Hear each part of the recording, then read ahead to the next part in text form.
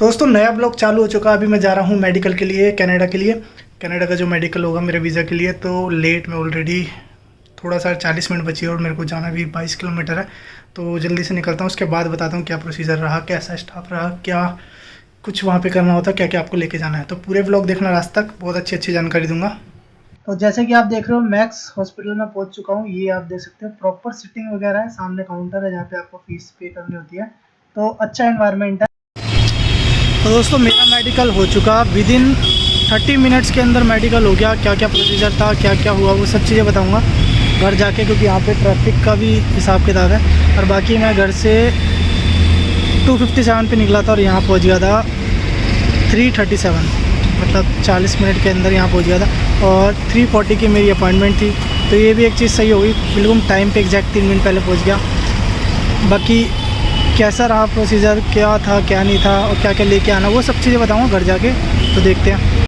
तो भाई शुरू करते हैं, क्या हुआ, कैसे हुआ, कब हुआ, रीज़न, ठीक है ना। तो ये है जून 2022 जो मैं अपडेट दे रहा हूँ। इसके बाद क्या होता है वो मुझे नहीं पता, इससे पहले क्या होता था वो मुझे नहीं पता, और मेरे एक्सपीरियंस में बता रहा हूँ कि मेरे साथ क्या हुआ। तो पहली बात तो पहले क्या होता था कि जैसे वाइफ का मैंने करवाया था इससे पहले, तो मेडिकल तो ईज़िली मिल जाता था आपको, नेक्स्ट वीक में ले लो, उससे नेक्स्ट वीक में ले लो।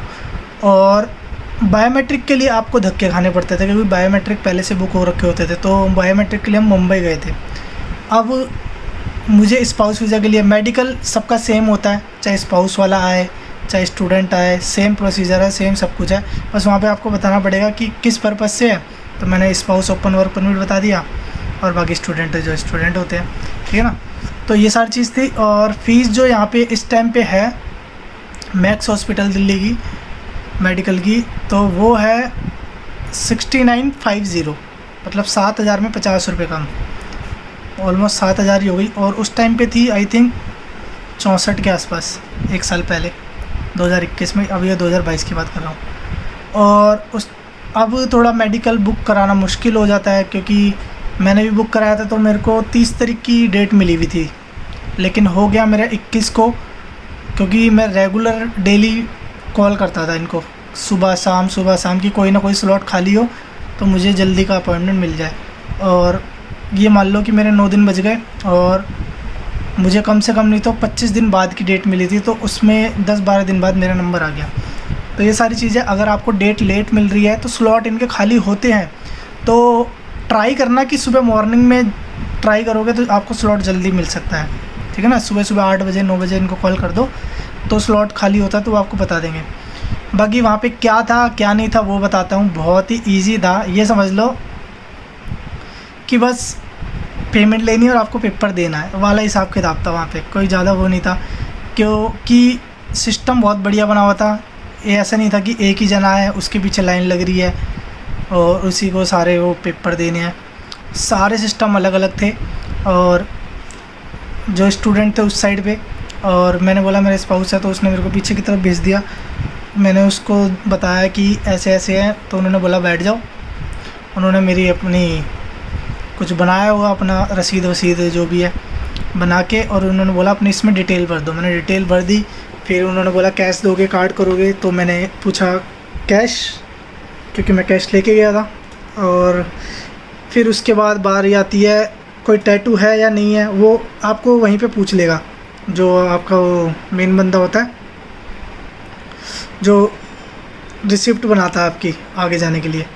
तो मैंने बोला भैया कोई टैटू नहीं है। जिसका टैटू होता है उसको एक्स्ट्रा चार्ज लगते हैं। जैसे मेरे से पहले एक लड़की गई थी, तो उससे पूछा था आपके कोई टैटू है, तो उसने बोला हाँ 2 है, तो उसको पे करने पड़े थे 10,400, जबकि फ़ीस है आपकी 6,950, 7,000, तो उसको एक्स्ट्रा पे करने पड़े ऑलमोस्ट 3,500। तो अब ये पता नहीं 2 टैटू की वजह से था, कुछ भी था जो भी था, तो उसको 10,400 पे करने पड़े। और फिर उसके बाद क्या था, अपना वो एक पेपर देते हैं, उसमें अपना नेम भरना होता है, दोनों डोज़ की डेट भरनी होती है, कब कब आपको लगी है, उसमें अपने जीमेल आईडी डालना होता है, कैपिटल में भरना होता है सब कुछ। बाकी 2-4 चीज़ें और थी, वो भर के उसको दे दो, फिर उस पर वो स्लिप लगा के आपका आगे सबमिट कर देगा।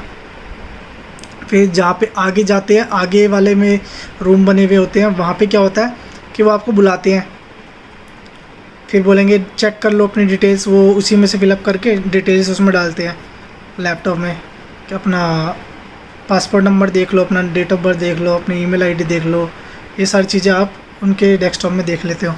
ओके, इसके बाद आपकी फ़ोटो खींचते हैं और उसके साथ बारकोड के साथ फ़ोटो के साथ वो सारी डिटेल प्रिंट आउट होकर निकल जाती है। फिर वो 2 देते हैं, एक पे आपकी स्लिप लगी हुई होती है और मेडिकल आपको कराना होता है वो 3 पेज की, और एक 2 पेज की होती है, वो होती है आपकी वैक्सीनेशन प्रूफ। आप जब ट्रैवल करोगे तो वो आपको दिखाना होगा, तो वो वैक्सीनेशन वाली तो आप हाथ के हाथ बैग में रख लो। फिर जो मेडिकल वाली होती है वो बोलते जाके अब आप मेडिकल करा लो।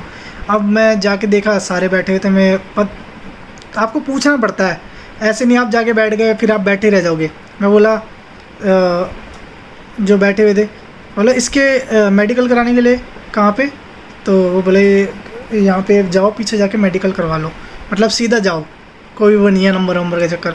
सीधा गया, वहाँ पे भी 4-5 रूम बने हुए थे, 4-5 रूम थे। तो उसके अंदर मैंने मैडम को पकड़ाया, तो मैडम ने सबसे पहले बोला एक्सरे रूम में चले जाओ। एक्सरे रूम में गया, कुछ नहीं था, एक वाइट सा 2x3 यानी 2 फुट बाय 3 फुट चौड़ाई होगी और 2 फुट वो होगा, वाइट सा बोर्ड था, उसकी तरफ फेस करके अपनी चेस्ट उस पर लगा के खड़े हो जाना। पीछे से कैमरे की आवाज़ आएगी, बड़क, बोलेगा हो गया, इस टाइम लगा के दे देगा, ओके ख़त्म, आपका वहीं पे रिज़ल्ट आ चुका, ओके बता देगा।